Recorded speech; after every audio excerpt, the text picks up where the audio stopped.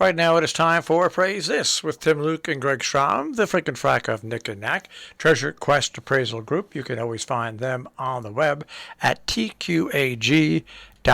Good morning, guys. Good morning. Good morning. And how are things in sunny Florida? Okay, I have to tell you, every week when I go on to see whether or not Skype is working, and I click on and I listen to the end of Bird Note, and every week without fail, I go on. I find out what the name of the bird is, and I go in and I look at it just to see what they look like. I really do enjoy listening to the to Bird Note every week. It's fun. Well, Bird Note came to us by the way of Margaret Roach, but also another show that we have on, which is Talking Birds, and those shows are so popular because so many people, even they don't have to be avid bird watchers, but when they see a bird, everybody's interested. When they see a bird out in their yard, and those two shows, a Bird Note and Talking Birds, are very, very popular. So, well, for the longest time, I thought you were the person who was narrating because sometimes the guy sounds just like you. Well, no, I would have to do too much research to find out about birds. Yeah. I've never been a researcher, I can tell you that. The straightest line between 2 points has always been my favorite. Let other people do the research and present the shows. All right, well, finally, there's been an auction which is right up my alley. Oh, boy. Finally. A divorce auction. Back in 2018, a court ordered that all the art for this couple has got to be split and sold at auction. Yes. And $676 million was raised on Monday. Yes. And it was in the papers. They had to go through. The judge made them get proposals from both major auction houses. They were obviously major art collectors as well, or not obviously, but they were major art collectors. And that was, this is played out in the papers, and it's just been, people have been waiting for this to come up. Well, it's just one of those. It's just one of those. You see the headline and you see how much money was raised, and you know how bitter the divorce had to be if a judge had to say, "Okay, we're going to auction these things off." Right. Well, and part of it was because there was, this was all in the newspapers, is that part of it was one side had an appraiser that came in at one value, the other side, it's not going to be exact, but it was far enough apart that they really just couldn't figure out how to divide it equitably. And then the judge said, you know what, just here you go, take it, sell it, and then you divide the money. It's much easier to divide cash than try to we figure say out. that all the time. We tell people, Yes. because we've done a number of contentious. Not every divorce is contentious. I will say, I have to be honest about that, but the majority of them seem to be, and we've done a number of kind of high-profile contentious divorces, and we had one client whose the husband was just trying to bury the wife, so he said, I want the curtains. I don't care. I even want the curtains. And so I just said to him, okay, well, I'm just going to tell you this. And I said, no disrespect intended, but anger has no value. and there was like dead silence. And he ended up realizing the foolishness of his anger. It wasn't getting anywhere. And that's the problem with divorces. They fight over the silliest things. But in this case, $676 million is not chump change. Well, it's also No, if you look into it a little farther, she was the wife was the major art collector. Right. And that sale represented only 35 pieces of art. And yes, she was the major art collector. And that's, but it far surpassed, that sale far surpassed Sotheby's $400 million estimate. for the collection. Now, again, auction estimates are marketing tools. They're not a reflection of value when it comes to establishing fair market value. But this was, this was a big deal art sale. Well, I'd be interesting to find out now that seeing as she was the major art collector, if I'm going to read into this to see if they're going to split it 50-50 or if her being the major collector is going to make a difference in this. Right. Yeah. Well, I think that's going to come down to one thing: whose attorney can pee higher on the tree. Well, that's the whole thing, because you know what, the attorneys are going to make out like a bandit on this, on these divorce auctions, and especially you're at an art auction in on it. I mean, they can probably close their practice after it's over and just retire.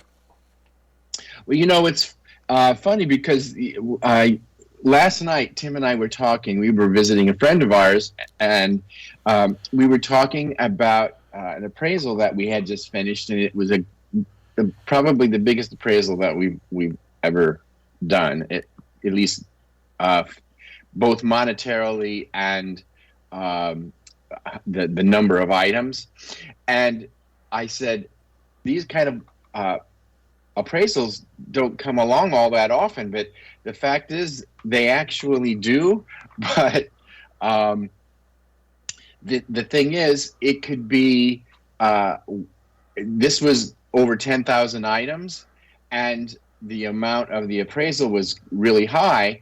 But that could, and I said, well, that could happen. Tim said, well, that could happen with a piece of art. You don't have to have 10,000 pieces to have that high of an appraisal value, because some of the, you could have, in this case, 35 artworks, and look what it sells for.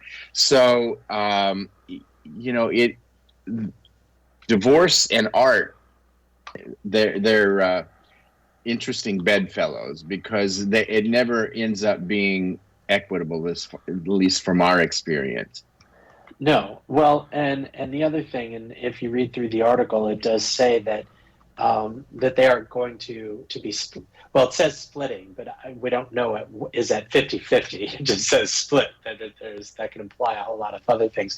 But they did say that there was one piece that when they had it appraised, the values differed by $30 million, because, and it's not the appraisers, it's that there's a lack of comparables for a lot of these items, because these were items that haven't been on the market for a long time.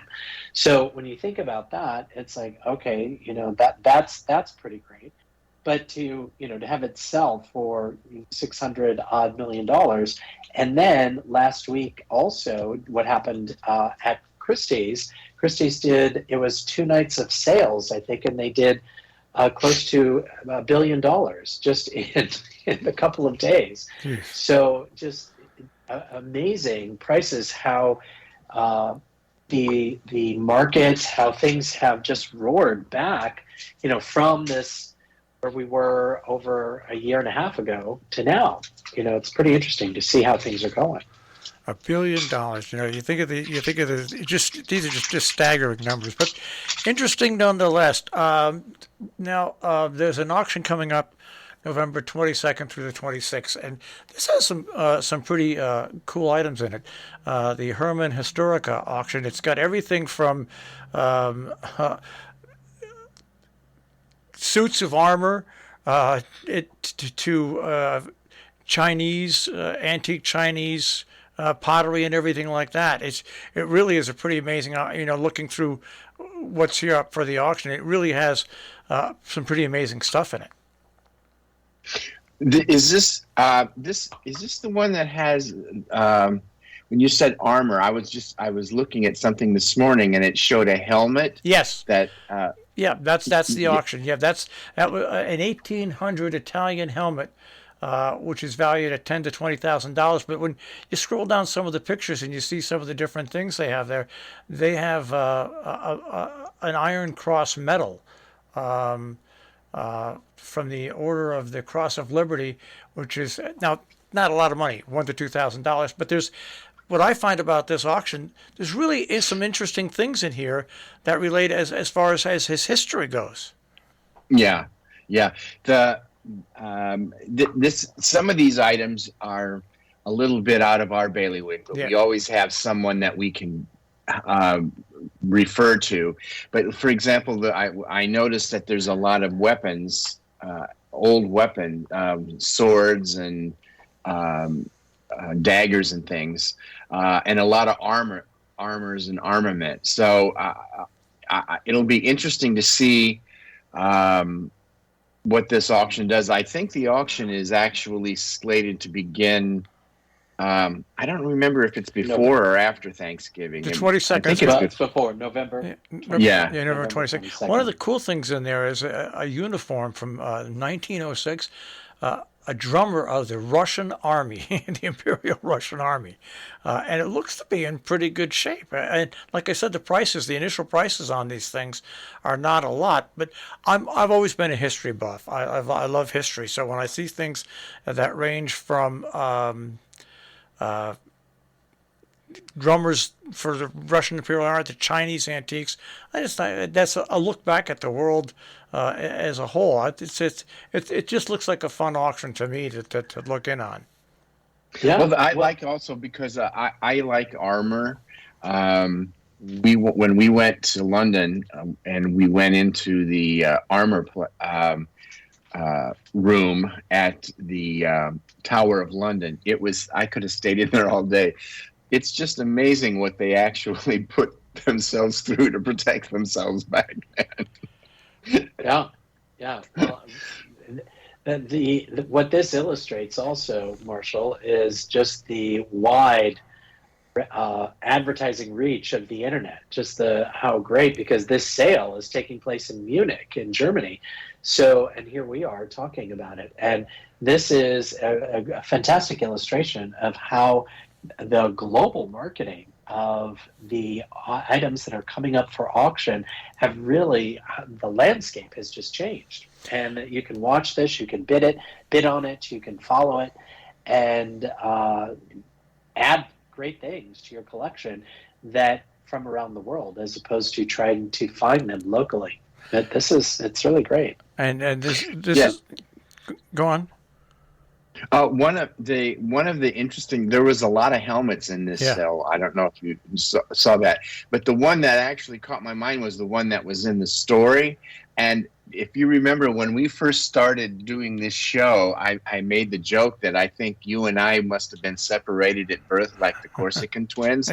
And this one helmet reminds me so much. It looks like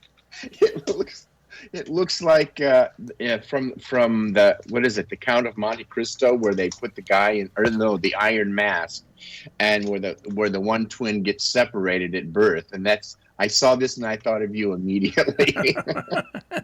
And it also looks a little bit like one of the characters in the cantina during the Star Wars movies. Yes, it does. Oh, yeah. Well, finally, my two favorite subjects have come together: the United States Constitution, a copy of it, and crypto. A bunch of people are getting together and forming a group, and they're trying to raise the money to purchase this. I guess it's not a copy, but it's the United States Constitution. It's a painting of the United States Constitution, and they're trying to raise the $15 to $20 million. Poor guys, they've only raised $4.3 million to right now. Are you amazed though that they've even raised that amount of money? I just don't. I don't know.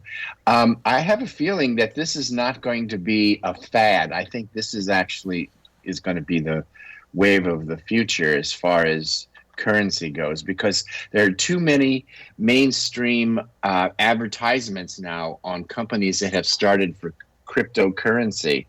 And I was flabbergasted when I saw, like, I think it was, they said if you bought, I don't remember, it was like, maybe it was 2 or 4 Bitcoins like 15 years ago or 10 years ago, they would be worth $400,000.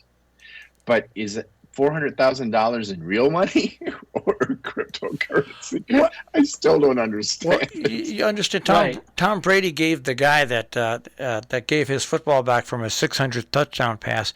I mean, the Tampa Bay Buccaneers gave him a lot of stuff. Tom Brady gave him a crypto coin worth $65,000. Yeah, that's the other thing is the scope of how much a coin is. A 50-cent piece is worth 50 cents. But a crypto coin, I think they can be worth whatever I don't know if they have increments or I don't get it. I just don't get it. But Well, I don't believe it's going away anytime soon. So I'm going to have to no, figure out but how it works. here's a little more context to this story. Is that this copy of the Constitution is a rare copy that is actually more what they're saying, what Sotheby's, this is going to be offered at Sotheby's, and what Sotheby's is saying is that it's even rarer than the first edition of the 1776 Declaration of Independence. And Sotheby's has this estimated to go for $15 million to $20 million, as that's what it's expected to sell for. Now, this group that you're talking about, Constitution DAO, what they are an organization expressly created for the purpose of crowdsourcing enough funds to make the winning bid on the prize. So they are, they're basically a DAO, which I didn't know is a decentralized autonomous organization, is a protocol, essentially a set of automated rules that runs in a blockchain environment. In this case, the Constitution DAO allows individuals to buy tokens that come with governance concerning the fate of the constitutional copy should the DAO be successful in bidding on Thursday's auction. Now, did everybody get that? Wake up. I'm sorry. I didn't mean to put You to said sleep. three things that I have absolutely that mean nothing to me. I know. I'm glad you said that because I'm sitting here with my eyes crossed. I know. I think my head's going to explode any second. No, I just wanted to quote that from the article. But what that's saying is that that when you buy this token in this crypto, if you join this crypto organization, that you are basically buying a fractional interest in the copy of the Constitution if they are successful. So if you put in money to help buy this piece and they are successful, then you are a fractional owner depending on how much you've put in. So that's basically what it is. It's kind of like when So a bunch in of other people. words, I could buy one word. I could buy the very first letter. We. Yeah, we. Okay, I bought we. It's interesting. It's kind of like when groups get together and purchase racehorses. Right. Everybody owns like 5% of a racehorse, and they get 5% of the winnings and stuff like that. But people that do that do it more out of the love of the sport than and wanted to be part of something big. But I want to go in our final time is something that's right up my alley. And on Friday, December 3rd in Las Vegas, there's a holiday comic book auction with comic books from the 1940s to into the 2000s. And really, this is something that's kind of cool and fun because I look at the prices on this, and once again, prices range from like an original Bugs Bunny issue from 1952. It's going to start off at $60. Looney Tunes cartoons, which are going to be anywhere from $40 to $80. It's to me, it's just kind of fun, and there's a lot of people that collect comic books. Oh yeah. Yeah, comic. In fact, Heritage has a one starting. I think it's the 18th maybe, and it's online, so it's going to run for a little while. But if you look at what they have as well, it's just exactly as you said, because there are a number of auction houses who are starting to sell comic books on a regular basis, and it seems as though comic books kind of went under the radar for a few years, and now it seems as though they're starting to come back with all of the new Marvel movies and all of that. So, in the new superheroes. So, I think comic books are going to be making a resurgence, and now all of a sudden people are starting to find value in newer comics as well as the older comics. So it's kind of a re-emerging market, I think. Well, like I said, I find it interesting when you can look at something like this, and this is just a holiday comic book auction. But still, if you want to put a bid on something, you're somebody who used to read the comics or comic books. It's just kind of cool that it opens it up to a really wide general public, which I think is always cool. And like I said, there's just a ton of people that collect comic books out there. Do you collect comic books? Do you have any? Do you have comic I books? used to. I somewhere hidden in all my stuff. Yeah, I have. I have the Fantastic Four comic books. I probably have somewhere between 120 of them, because I was a big Fantastic Four reader. Uh-huh. Graphic novel reader was I then. Oh, yeah. So Well, I have a confession to make. The only comic book I ever read was Little Lulu. Little Lulu. Yeah, I guess that tells you a lot about me. I don't know. Well, the Fantastic Four tells you something about me. Other people were watching, were doing Superman and stuff like that, and I chose the Fantastic Four to getting involved with. So it's just You're ahead of your time. Look at it now. Look at the franchise. well, that's me. Yeah, but Marvel was.